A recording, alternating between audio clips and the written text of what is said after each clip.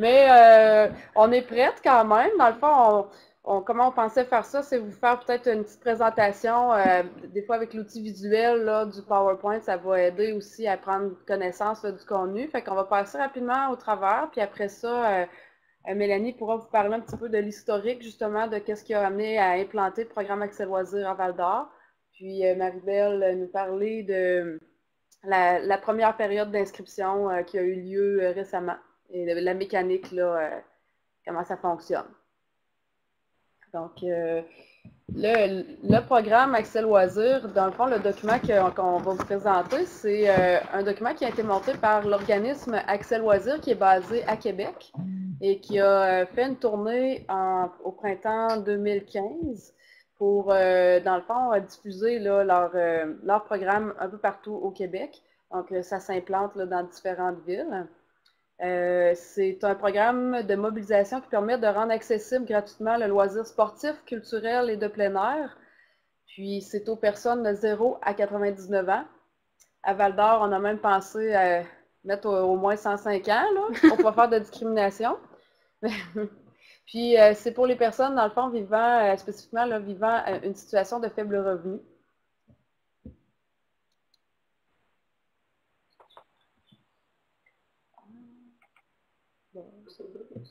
Les objectifs, là, rapidement, c'est ça. C'est de rendre accessible les loisirs. Pourquoi les loisirs? Ça peut sembler peut-être superficiel pour les personnes, vue de l'extérieur, on dit, bon, ben finalement, qu'est-ce qu'ils ont besoin? Ils ont besoin de sécurité alimentaire, d'un logement et tout, mais le loisir, ça fait aussi partie là, c'est un outil finalement d'insertion sociale, de participation et de rendre accessible des loisirs, comme vous le voyez dans la liste d'objectifs, c'est de promouvoir le respect, la dignité des personnes, réduire les inégalités sociales, de se donner les moyens d'agir sur la lutte à la pauvreté via l'accessibilité aux loisirs. Ça nécessite une mobilisation de partenaires qui ont la préoccupation commune de lutter contre la pauvreté, l'intérêt, la volonté de se concerter, de travailler ensemble. Puis, dans un comité Accès Loisirs, tout le monde a son rôle à jouer. Vous avez un petit aperçu là, des types de partenaires qui sont interpellés pour le programme Accès Loisirs. Premièrement, la ville ou la municipalité, qui est un des organismes qui offrent des loisirs dans une communauté. Ça prend un point de service, donc un organisme communautaire qui accepte de devenir, disons, porteur ou vraiment le point de service là, pour le projet. Dans les diffuseurs, c'est encore une fois tous ceux qui offrent des activités. Non, c'est pas ça. Les diffuseurs, c'est. C'est ceux qui vont aller recruter, en fait, les personnes pour les activités. Pour rejoindre la clientèle. Donc, peut-être on peut donner tout de suite l'exemple de Val-d'Or concrètement, ceux qui sont du centre de bénévolat, banque alimentaire, le service d'entraide familiale, l'Office municipal d'habitation, le centre jeunesse. Donc, différents organismes qui rejoignent la clientèle cible.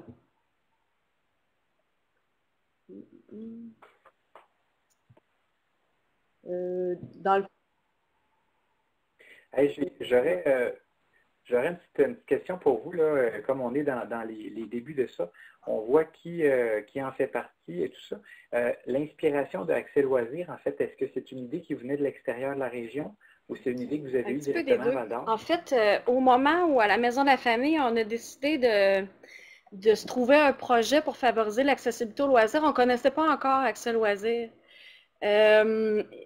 Ils étaient venus à Val-d'Or faire une présentation, mais on n'avait pas été invités et on ne connaissait pas encore le programme. En fait, c'est né d'un besoin des familles. Vraiment, à ce moment-là, j'étais intervenante, moi, à la Maison de la Famille. Puis, j'ai plusieurs familles qui me disaient qu'elles n'avaient pas accès à des cours de musique, à des cours. Ici, on avait la prématernelle des arts qui était très dispendieuse pour certains. Donc, en fait, l'accès à la culture, voir des spectacles, tout ça, c'est quelque chose qui coûte quand même assez cher. Puis, c'est souvent des gens assez aisés financièrement qui ont accès aux arts et à la culture. Puis, je cherchais une façon avec les familles de pouvoir leur offrir cet accès-là. Puis là, en faisant des recherches sur Internet, je suis tombée sur Accès Loisirs. Et puis là, j'ai appris qu'ils étaient venus quelques mois auparavant faire une présentation à Val-d'Or. Donc, je voyais que c'était une belle opportunité, en fait, de créer un projet pour les familles. Suite à ça, il y avait des fonds qui venaient du FKIS, le Fonds de lutte à la pauvreté, anciennement le Fonds de lutte à la pauvreté, qui étaient disponibles pour des projets. Donc, on a décidé de monter un projet pour, en fait, pour recruter des gens, pour faire un peu un démarchage dans la communauté, pour aller chercher des partenaires. Donc, qui a été accepté. Alors, ce qu'on a fait à l'automne dernier, j'ai fait le tour des tables de concertation de tous les partenaires possibles qui travaillent soit avec des clientèles défavorisées, soit qui travaillent en loisirs. Et puis, on a rassemblé tous ces gens-là autour d'une table. Et puis, on a discuté de ce qu'on voulait montrer, en fait, à Val-d'Or pour favoriser l'accessibilité aux loisirs. Ça s'est adonné que D'où ta réponse un peu des deux. Là. Donc, il y avait de quoi de l'extérieur, une organisation, un programme, puis en même temps, il y avait un besoin local, donc pour favoriser ça, donc le jumelage des deux a fait que ça s'est bien... Puis les partenaires étaient vraiment emballés, en fait, par le projet au début. On a eu vraiment beaucoup de partenaires qui ont répondu à l'appel. Donc, ça a comme démarré... ça a démarré avec un énorme comité au début. Fait que finalement, OK. Parfait. Accès Loisirs Québec a vraiment été une opportunité. Puis avec les partenaires aussi du début, les discussions tournaient aussi autour du fait de, bon ben oui, le programme Accès Loisirs, mais on veut, le comité souhaite se pencher aussi sur l'accessibilité aux loisirs d'une manière large. Donc, de réfléchir à c'est quoi les freins à l'accessibilité, puis peut-être aussi ajouter un volet accès à du matériel sportif, ajouter, là, un peu bonifier ou donner les couleurs locales à ce programme-là, Accès Loisirs. Puis aussi peut-être mentionner que le programme Accès Loisirs à Québec, ben eux, ils étaient vraiment prêts à collaborer pour que leur programme, dans le fond, s'implante dans différentes villes, là, comme je le disais au début. Fait que tous les outils qui ont monté, ils nous les rendent disponibles là, pour utiliser ici localement. Donc, c'est vraiment tout un coup de pouce. Oui, puis ils nous coachent vraiment dans toutes les étapes de l'implantation du programme. Tu sais, on a eu les partenaires qui le voulaient avaient accès à une formation qu'on a eue par vidéoconférence. Pour monter la demande de financement, j'ai eu leur aide. Ils m'ont fourni vraiment beaucoup d'informations, de documentation. Donc, pour une communauté qui a envie de démarrer un projet comme ça, ils sont vraiment outillés pour les accompagner. Puis la personne responsable est vraiment sympathique, puis en plus, ça vient de l'Abitibi. Elle est à Québec, mais elle est originaire d'Abitibi-Ouest, si je ne me trompe pas. Ouais. Madame Chantal Gignac. Fait que, je vais poursuivre avec le PowerPoint. Peut-être plus en détail, dans le fond, comment ça fonctionne avec ces loisirs, c'est que ça prend des diffuseurs de loisirs, donc les municipalités, mais aussi tout organisme de loisirs, soit des partenaires privés, on peut penser à des écoles de karaté, de danse, des gyms, peu importe, puis toujours en se rappelant que c'est pas juste pour enfants, mais adultes aussi. Il y a des périodes d'inscription à différents moments précis dans l'année. Là, c'est mentionné 2 reprises dans l'année. Ici, on s'enlignait peut-être plus pour 3, donc une à l'automne, une à l'hiver, puis une au printemps pour les activités d'été. Puis l'inscription s'est effectuée par le biais d'un organisme communautaire qui est le point de service. Dans notre cas, c'est la maison de la famille. Là, ça, je vais le passer. C'est un petit peu trop... qui peut offrir des places, ça donne une idée. Là, c'est la même chose que je viens de mentionner. Je vais passer rapidement.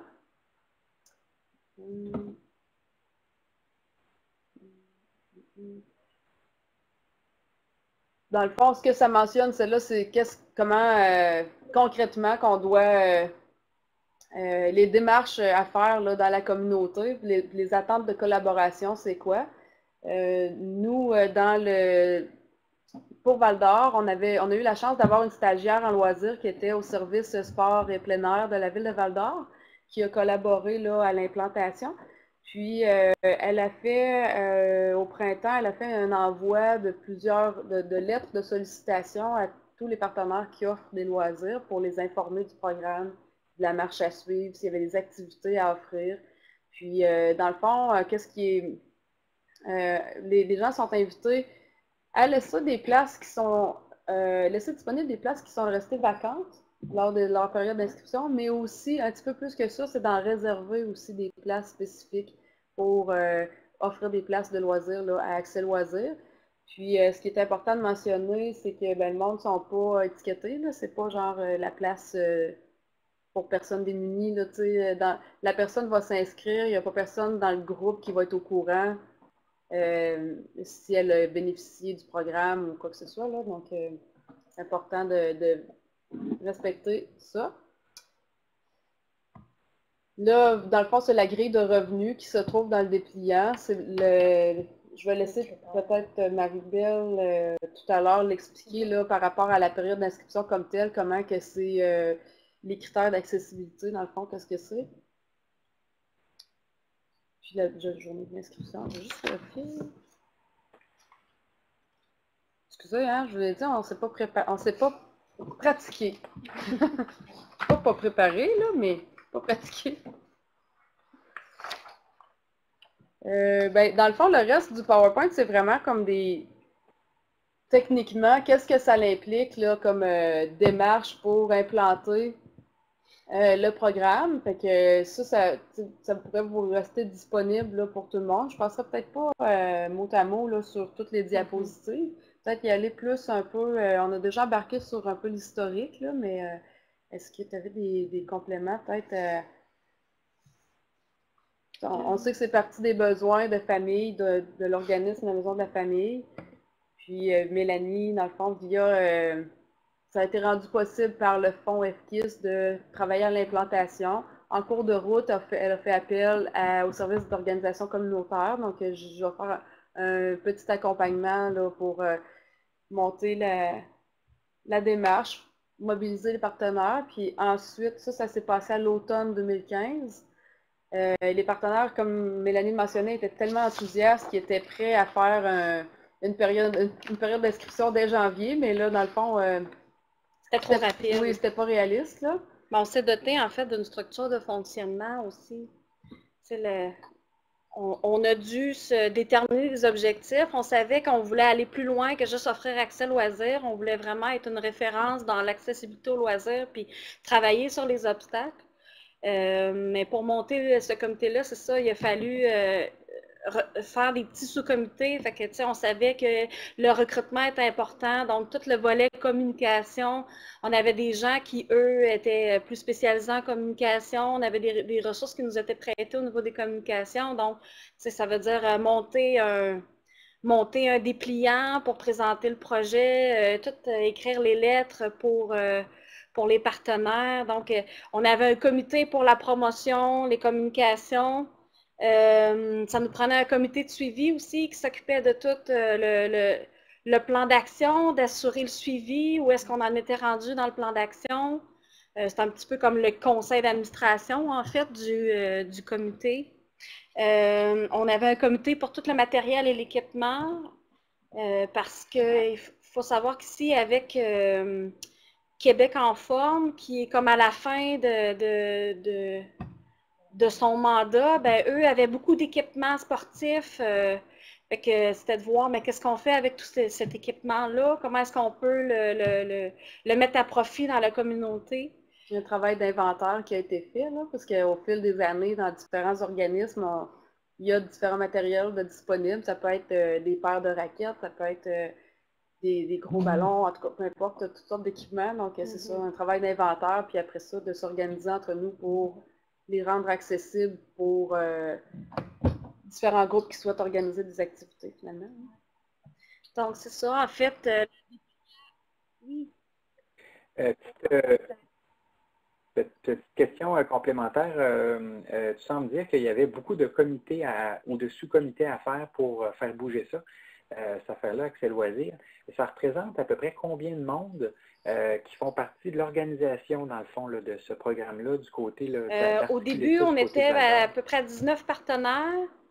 Là, on est rendu à 17. Ben, les partenaires, ça ressemble beaucoup à tous ceux qui travaillent en loisirs. Donc, la Ville de Val-d'Or, le service culturel, le service de sport et plein air de la Ville de Val-d'Or. On avait la commission scolaire, le centre de santé, centre d'amitié autochtone, centre de bénévolat, service d'entraide familiale, office municipal d'habitation. Les personnes de Québec en forme, dans le fond, là, qui ont collaboré, puis là, ça demeure le SODEC qui continue d'être impliqué. La kinésiologue du centre de santé, tu as nommé le centre de santé, mais il y a une autre personne aussi, plus au niveau du volet psychosocial, là, pour rejoindre les équipes psychosociales pour cibler la clientèle potentielle.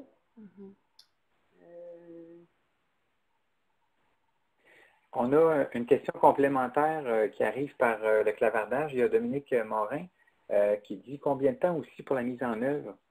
À partir du moment où vous avez l'idée là, pour mettre ça en œuvre, combien de temps? On a débuté en fait la première rencontre. Moi, j'ai fait la tournée des tables de concertation peut-être en septembre-octobre. La première rencontre, je crois qu'elle était en novembre. Puis la première période d'inscription a été à l'automne. Donc, ça durera 1 an environ. Ouais. Qui est quand même assez rapide. Oui, on n'a pas chômé. Puis peut-être, Mélanie mentionnait le service de communication. Il y avait tout le souci d'une réflexion là, qui a été faite par le comité là, de ceux qui travaillent auprès de la clientèle pour que le dépliant puis les outils de communication soient accessibles et adaptés, dans le fond, pour toute clientèle. Là. Fait que la commission scolaire a une certaine expertise là, pour produire des documents pour les personnes faiblement alphabétisées. Puis, fait que il y a eu ce souci-là.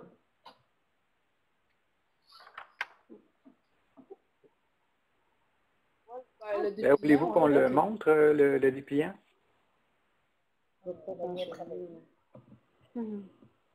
C'est Accès Loisirs Val-d'Or, le loisir pour tous, c'est possible. Puis les petits pictogrammes là, qui illustrent que dans le fond, c'est le sport, la culture, le plein air.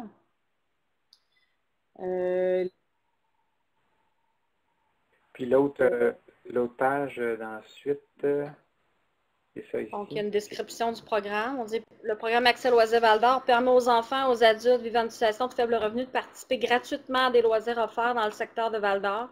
Les demandes seront traitées de façon confidentielle.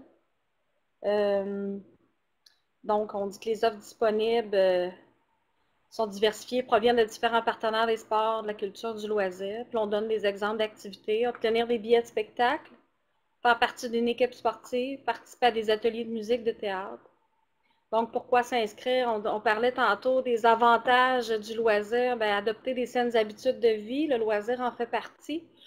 Prendre du temps pour soi, développer de nouvelles habiletés, faire des nouvelles rencontres. Donc, en fait, le loisir va permettre de maintenir une bonne santé mentale aussi dans la famille, chose qu'on oublie parfois. Donc, puis les critères d'admissibilité, ainsi que les coordonnées pour pouvoir s'inscrire. Donc, l'information est assez sommaire, mais elle permet aux gens de comprendre ce qu'est le programme.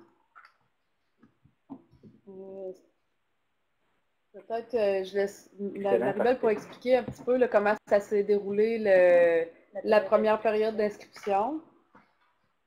Pour la première période d'inscription, ça s'est passé le 13 septembre 2016. C'est sûr qu'on n'a pas eu beaucoup d'inscriptions cette journée-là. Par contre, ça continue encore. On a encore, cette semaine, on a encore des inscriptions. Puis, c'est vraiment très simple. Les personnes viennent nous voir avec leur preuve de revenus.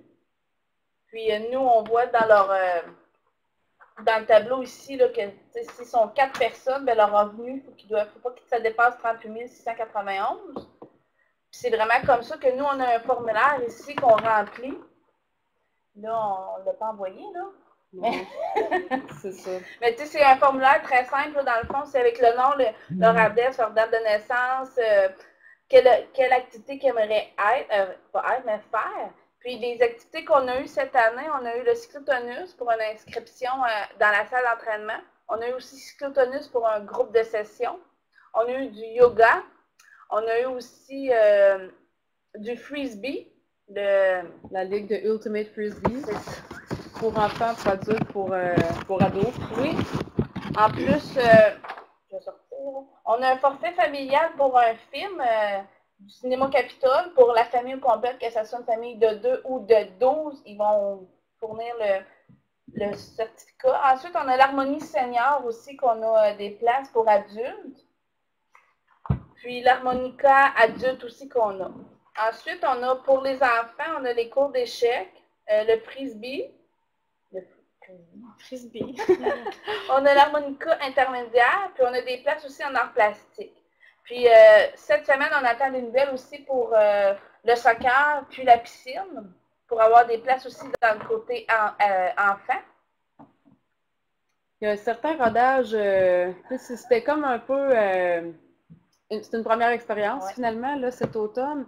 Comme je disais, il y a des activités que ça a pris du temps avant de savoir, parce que là, mettons, les périodes d'inscription n'étaient pas terminées dans les organismes. Puis, fait que là, on ne savait pas s'il y avait des places restantes. Donc, puis là, les organismes qui offrent des activités ne sont pas encore habitués aussi d'avoir des places réservées, puis tout ça. Donc, c'est une première expérience. On a bien confiance que ça va, dans chaque période d'inscription, un petit peu mieux fonctionner. Puis, autant du côté de l'offre d'activité que de la participation aussi. Donc, je pense que c'est beaucoup le bouche à oreille qui fonctionne. Le dépliant a été remis, mais dans certains cas, ça demande aussi un certain accompagnement ou un suivi. Donc, c'est pas parce qu'à Banque alimentaire, on distribue les documents, que les dépliants, que le monde va nécessairement venir. Donc, ça demande un petit peu d'accompagnement. Puis, ensuite, tu parlais d'harmonie intermédiaire, harmonie senior. Dans la liste de partenaires, on a oublié de mentionner le conservatoire.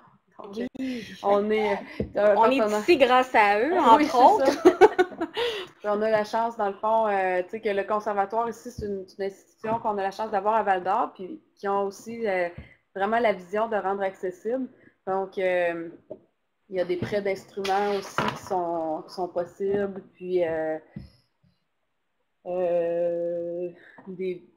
toute l'expertise au niveau de, peut-être, à un moment donné, on pourrait en venir avec des fonds pour des bourses aussi, pour de l'achat d'équipements. Donc, c'est un partenaire vraiment important. J'aimerais ajouter, tu sais, le Accès Loisirs, c'est beaucoup axé sur les gens qui sont défavorisés économiquement, mais quand on a eu notre première rencontre de comité, il y a beaucoup de gens qui parlaient des gens qui sont plus démunis, mais culturellement.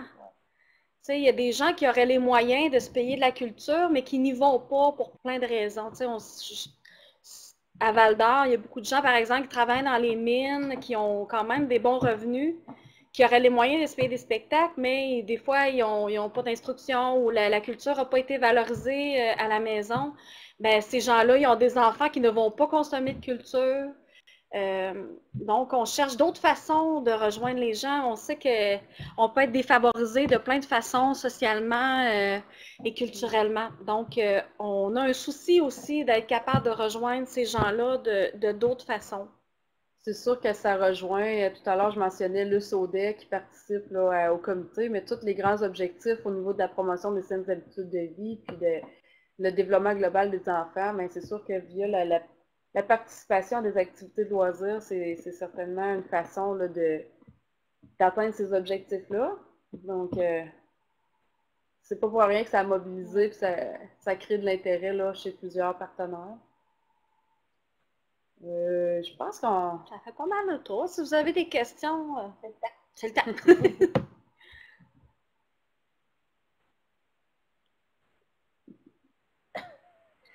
Il y a peut-être Loisirs et Sport Abitibi-Témiscamingue qui a participé aussi dans les débuts là, de l'implantation du comité. Il y avait l'intérêt comme organisme régional, dans le fond, de s'inspirer peut-être de l'expérience de Val-d'Or pour être en mesure d'accompagner l'implantation ailleurs dans la région. Fait que si jamais il y a de l'intérêt pour développer le programme dans vos secteurs, ben Loisirs et Sport pourrait être intéressés, en tout cas, puis déjà au courant, puis tout ça. Puis aussi l'organisme Accès Loisirs Québec, il y a leur site web. Ils ont un gros calendrier là, de toutes les activités, les périodes d'inscription, puis qu'est-ce qui se passe ailleurs au Québec aussi. Fait que ça peut être inspirant. Peut-être une petite chose par rapport à les critères aussi d'accessibilité, c'est les seuils de faible revenu, c'est basé là, sur selon Statistique Canada, puis on l'a pris, on avait l'option avant impôt ou après impôt, puis en tout cas, dans le fond, on a pris celui qui était le plus avantageux pour qu'il y ait plus de monde qui soit admissible aussi, ouais. Vu que c'est le seul critère. Puis on a laissé la porte ouverte aussi à des références, donc si c'est exemple le centre jeunesse nous réfère une famille, puis le critère c'est pas le revenu, mais que ce serait bénéfique dans le fond pour la famille de pouvoir participer à des activités de loisirs. Donc il y a une flexibilité dans les critères d'admissibilité finalement. Puis à Québec, la formatrice, Mme Gignac, a mentionné que maintenant, eux, ça fait combien d'années? Je ne suis pas certaine, hein? Ça fait peut-être 4 ans à peu près qu'ils sont en opération. Puis maintenant, c'est les organismes de loisirs, comme tous les gyms privés, tout ça, eux, ils appellent pour offrir des activités. Puis c'est devenu comme prestigieux, puis pour eux, prestigieux, ou en tout cas, ça valorise leur entreprise aussi de participer dans ce programme-là. Il y a un engouement et une grosse mobilisation.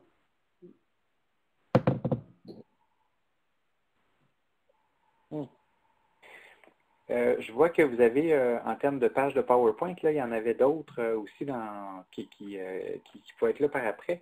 On a encore quelques minutes quand même, si vous voulez, si vous vous dites là, dans les prochaines diapos, il y avait des éléments importants que vous voulez nous faire savoir. C'est possible de prendre quelques minutes, si vous voulez. Dans le fond, c'était vraiment les démarches types là, à réaliser, mais c'est sûr que dans chaque milieu, il faut l'adapter à son propre milieu, dans le fond.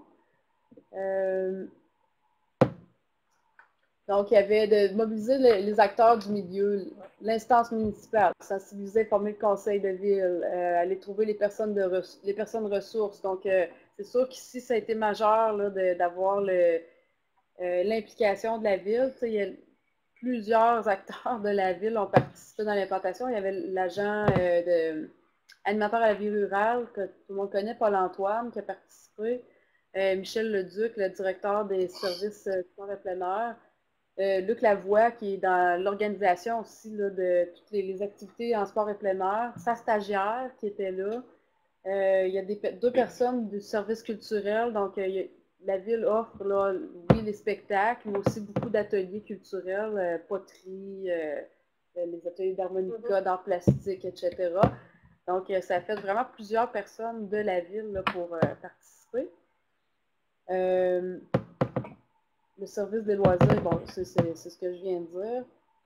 Ensuite, rencontrer les organismes de loisirs. Ça, c'est sûr qu'on n'est pas encore allé beaucoup là, rencontrer. Il y a eu la lettre de sollicitation, là, mais ça va être comme à développer. Justement, je parlais de Luc Lavoie. Lui, il y a tous les liens aussi avec exemple, club de baseball, club de soccer, tous les clubs sportifs là, du milieu. Donc, il va être en mesure de faire les suivis auprès d'eux au fil du temps. Le C3S, tout à l'heure, ça a été mentionné. Service d'organisation communautaire, mais aussi au niveau des équipes psychosociales puis kinésiologues. Le regroupement Québec en forme. Eux, dans le fond, sont déjà très impliqués et mobilisent beaucoup de partenaires. Fait que ça permet aussi là, de présenter, de diffuser le programme là, en rejoignant beaucoup d'organismes. L'organisme Point de service, ici, Mélanie l'a expliqué. Dans le fond, la Maison de la famille a levé la main et a dit, hey, on implante un comité, puis finalement, l'opportunité était là avec le programme existant. Et l'organisme Point de service a un travail, dans le fond, de coordination. Le nerf de la guerre, ça va peut-être être un petit peu au niveau du financement, là, de s'assurer qu'il y a une personne au point de service ses tâches peuvent être rémunérées là, pour travailler à la coordination du programme, organiser les rencontres à long terme, là, c'est quand même demandant. Parce que présentement, on n'a plus de financement pour pour garder le projet vivant. Donc, on compte vraiment sur la participation de chacun des partenaires. Mhm. Il y a des demandes là. Justement, j'avais une question justement par rapport à ça. Pour l'implantation de ça, ça prend, mettons, ça coûte combien si une ville, une municipalité où il y a quelqu'un, en tout cas, qui prend la balle au bon pour, dans un territoire, le faire? Cette démarche-là, Accès Loisirs, ça représente, oui, des discussions avec des gens, mais donc, vous dites un coordonnateur, ça peut coûter combien d'implanter ça? Heureusement, il n'y a pas de licence, disons, à payer ou pour avoir le droit de s'appeler Accès Loisirs. Fait que tous les outils qui sont fournis par Accès Loisirs Québec, il n'y a pas de coût. Puis le comité a réussi à le faire à vraiment faible coût parce que, disons, les dépliants, d'habitude, pour l'impression, tout ça, ben, il y a des coûts, mais bon, le conservatoire a offert de faire l'impression gratuitement, c'est ça. La commission scolaire a offert ses services au niveau en place du dépliant. Donc, c'est vraiment faible coût, mais le coût a été vraiment de s'assurer de pouvoir payer quelqu'un pour faire la coordination, parce que la maison de la famille, Maribel, elle a bien d'autres projets à travailler à l'intérieur de son organisme. Donc, c'est plus en termes de ressources humaines, là.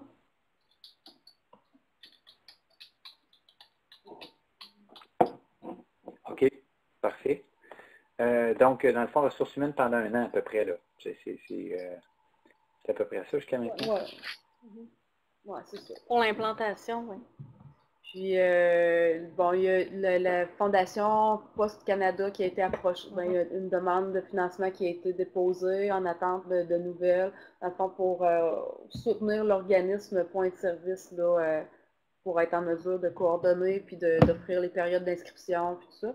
C'est sûr que, disons comme à Québec, c'est sûr qu'ils ont un gros bassin de population, puis maintenant c'est connu, fait que quand ils ont les périodes d'inscription, ben, ils vont aussi solliciter la participation de bénévoles pour accueillir les participants, puis il y a toute une notion là, bon, il faut voir les rapports d'impôts, preuves de revenus, il y a toute une mécanique, là. Là, dans le fond, ça a été la plus petite échelle là, dans notre cas. Là. Cette année, c'est moi qui l'ai fait tout seul. On a fait l'ouverture de l'inscription, c'était de 9h à 17h, à 19h le soir. Puis c'est moi qui ai fait la journée au complète. Puis c'est moi qui va continuer aussi d'assurer les inscriptions. Mais c'est sûr que bientôt, on espère avoir beaucoup d'inscriptions, mais il va nous falloir d'autres mondes, soit des bénévoles ou des personnes qui vont être payées pour assumer aussi avec moi les inscriptions. Là. Je vais peut-être juste terminer avec le PowerPoint. Donc, parmi les démarches, un coup qu'on a mobilisé la ville, les organismes, trouver le point de service, ben, c'est de former un comité d'implantation. Dans notre cas, ben, ça a été mentionné là, depuis le début. Puis de se doter d'un document plus officiel, une structure de fonctionnement, un plan d'action, une liste de membres avec les coordonnées de tout le monde, puis tout ça. Après ça, ben là, c'est de faire la promotion du programme. On hésitait un petit peu, on n'a pas fait de lancement comme tel, conférence de presse, puis grand public. On voulait, je pense que le comité souhaitait y aller comme plus graduellement là, pour être en mesure, dans le fond, de répondre aux besoins. Parce que vu qu'on n'avait pas beaucoup d'activités non plus, on ne voulait pas qu'il y ait trop de monde, puis qu'on manque d'activités, qu'on crée un besoin. Puis après ça, ben, d'organiser les périodes d'inscription. Comme Maribel l'a mentionné, c'est elle qui s'en est occupée à l'intérieur de son organisme, avec le soutien du comité. Puis là, ben, c'est plus technique. Là, lors d'une période d'inscription, l'accueil, l'inscription du participant, sa preuve de revenus. Vous comprenez qu'il y a une notion vraiment de confidentialité et de respecter l'individu qui se présente. Puis choix de l'activité, inscription. Ça va être vraiment l'organisme point de service qui se charge d'inscrire le participant auprès de l'organisme qui offre l'activité. Donc, c'est ça, la personne, après ça, se présente à l'activité. Comme je disais, elle n'a pas d'étiquette. Elle n'arrive pas avec un formulaire, puis bon, moi, j'ai la place réservée.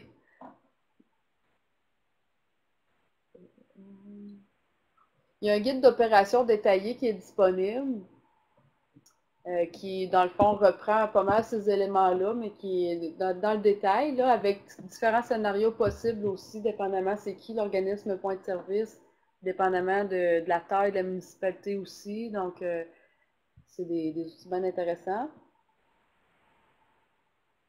Lors de... Il faut faire un suivi des inscriptions, mais dans le fond, là où nous, on va être rendu, bon, c'est pas ça que je veux présenter, mais ça va être vraiment important aussi de faire une évaluation ou un bilan de la période d'inscription, puis toujours se réajuster pour finalement, à un moment donné, avoir un programme qui est fonctionnel, qui est bien rodé, puis qui est adapté aux besoins de la communauté.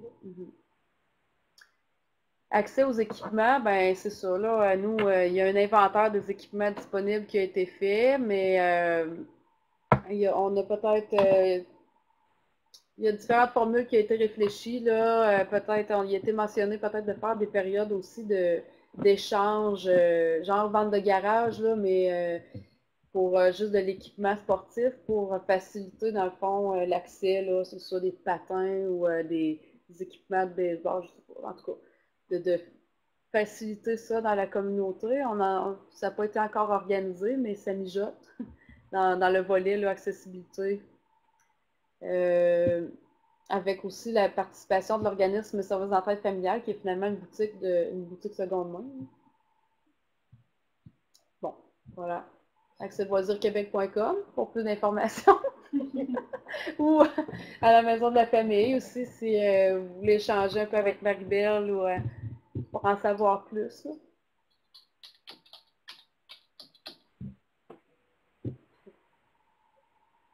Excellent. Moi, j'ai posé une couple de questions, tout ça, là, mais n'empêche, on a plusieurs participants. Est-ce que, j'imagine, il y a sûrement quelqu'un qui a en tête une question. Est-ce que vous voulez, soit par clavardage, en mentionner une petite, ou encore, dans le cas où vous voulez allumer votre micro pour nous poser une question là-dessus?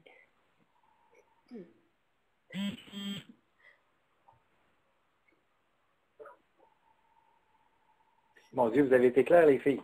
Ou endormante. Non, je ne penserais pas, là. Donc, de ce que j'en vois, en tout cas, ça semble bien clair.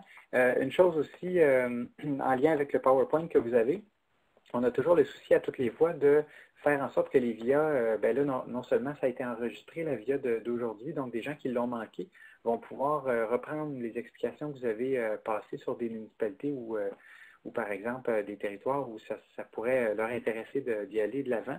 Est-ce que vous permettez aussi de prendre le PowerPoint et le mettre en accès aussi pour les membres qui le souhaiteraient? C'est le PowerPoint qui a été monté par Accès Loisirs et il est disponible, je crois, sur leur site Internet. OK. Bien, dans le fond, c'est que je le mettrais aussi sur le nôtre, sur le site Internet de communauté. Donc, comme ça, à ce moment-là, il y aurait deux moyens d'y parvenir. Là. Alors, excellent, c'est super. En même temps, je mentionnerais comme ça à tout le monde, je parlais tantôt du lien qu'on peut voir dans le clavardage là, pour aller sur le pad de notes. Si vous allez sur ce lien-là, vous pouvez aussi mettre des commentaires sur la VIA, soit en termes techniques, soit en termes de contenu. Si vous voulez prendre quelques petites minutes aussi pour mentionner, soit si ça vous a donné des idées en fait supplémentaires pour des prochaines VIA, de le marquer dans le pad. Et à ce moment-là, on va le voir.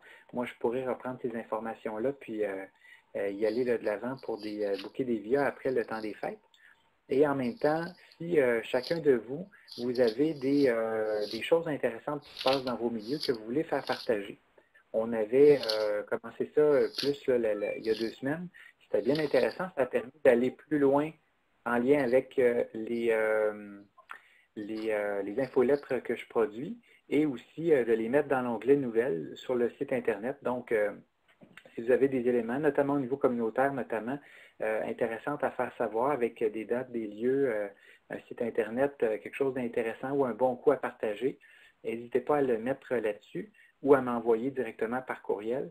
Et puis, ça va me faire plaisir de transmettre l'information. Comme ça, c'est un autre moyen gratuit de faire passer de l'information. Claudie a la main levée.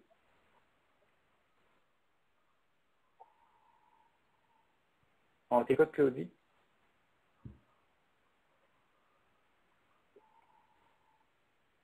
Claudie? Claudie Chen est demandée.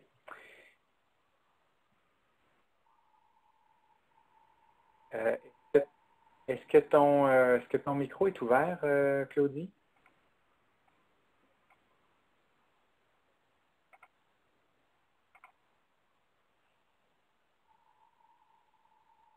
Je ne suis pas sûr que ton micro est ouvert.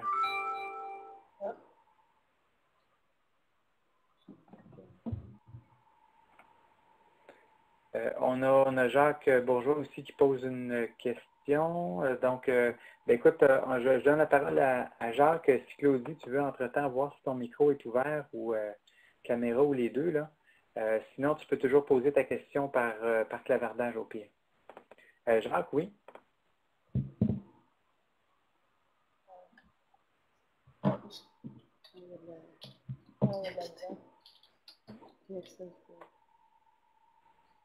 Mon Dieu, Jacques a des problèmes avec sa connexion.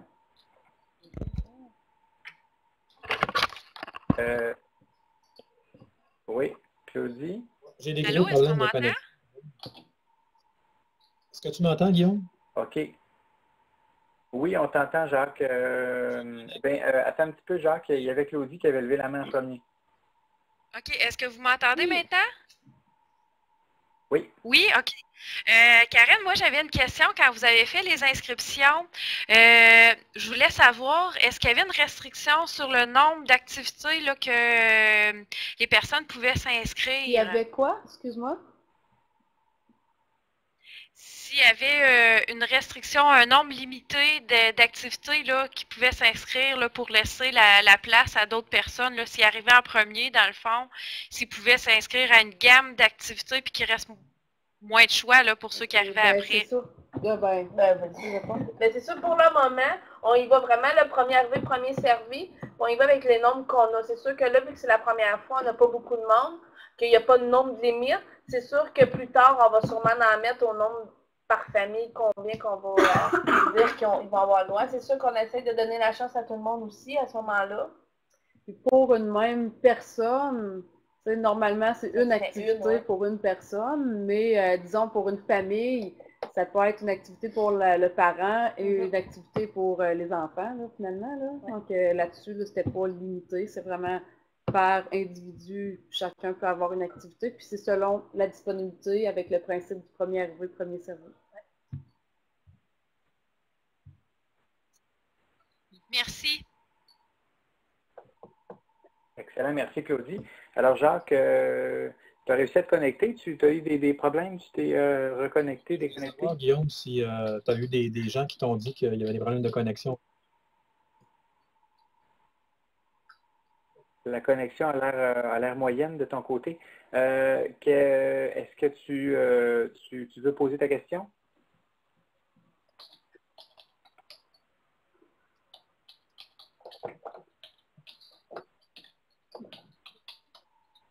Je t'entendais pas.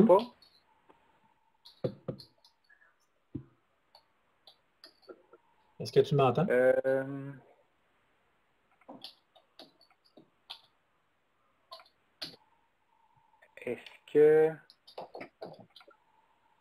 Est-ce que comme ça, tu nous entends mieux, Jacques?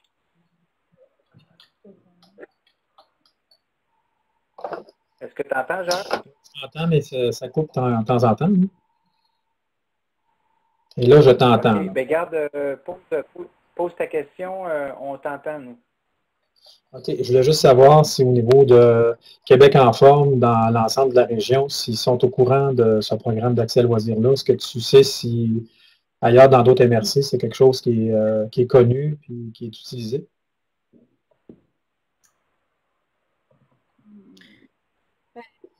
Est-ce que vous avez compris ma question? Oui, on a compris. C'est sûr que c'est connu dans notre MRC parce que Québec en forme à Val-d'Or a été comme un des premiers partenaires qu'on a approché, d'autant plus que leur bureau est à la Maison de la Famille.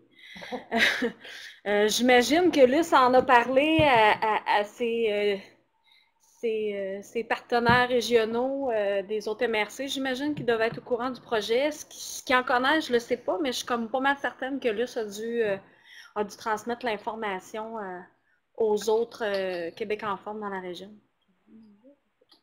Est-ce qu'il y avait été invité à la présentation? Guillaume, sais-tu si Manon, par exemple, avait été invité ou Alex Tremblay, s'ils avaient signifié leur intérêt à participer ce matin? C'est drôle qu'ils ne soient pas là. Je vais quand même leur transmettre l'information, mais c'est la question que j'avais.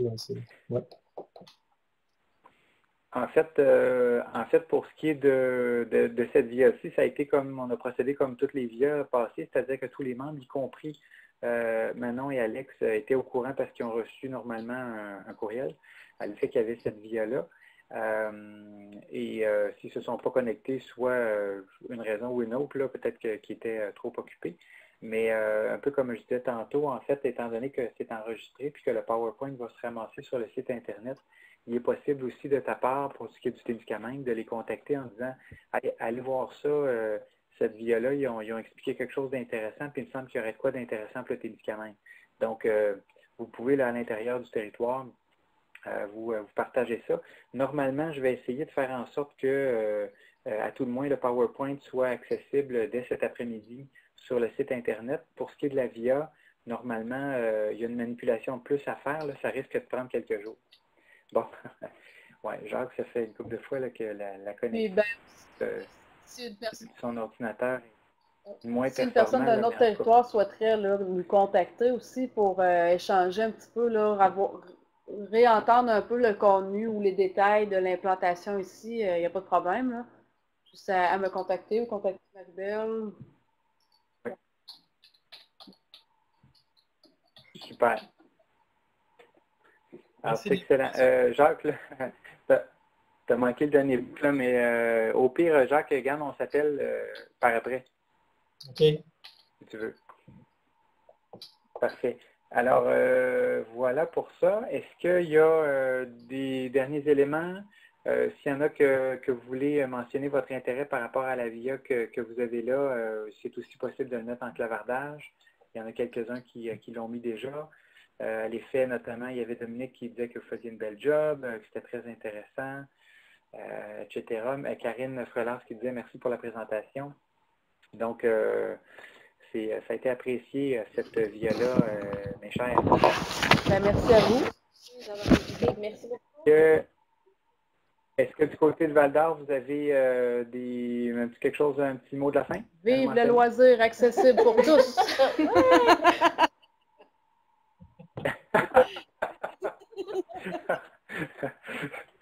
Excellent, super. Et puis là, c'est ça, il y a une VIA qui s'en vient dans 2 semaines, normalement le 4,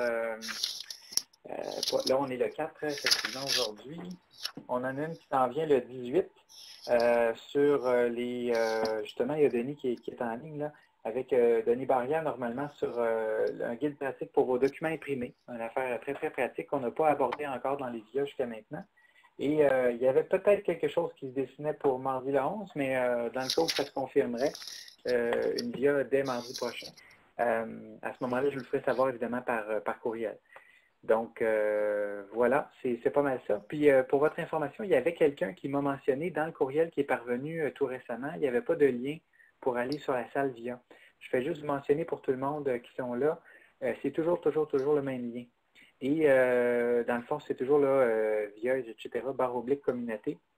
Donc, et pour faciliter la venue sur la salle virtuelle VIA, maintenant sur le site Internet de communauté, dans la barre en haut complètement, vous avez, c'est marqué salle virtuelle VIA. Vous cliquez là-dessus, vous avez directement accès à la salle VIA. Donc, à toutes les fois, c'est d'une facilité là, encore plus grande qu'avant. Alors, c'est toujours le même lien. Là, des fois, j'y pense plus parce que ça fait déjà 6 mois que c'est toujours le même lien. Là.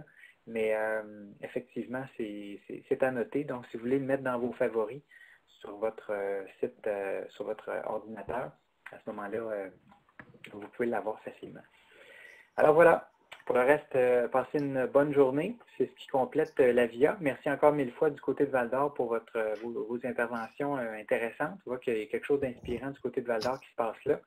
Et puis, si vous voulez en savoir plus, eh bien, il y a une foule de moyens. On aime ça parler du positif qui se passe à Val-d'Or.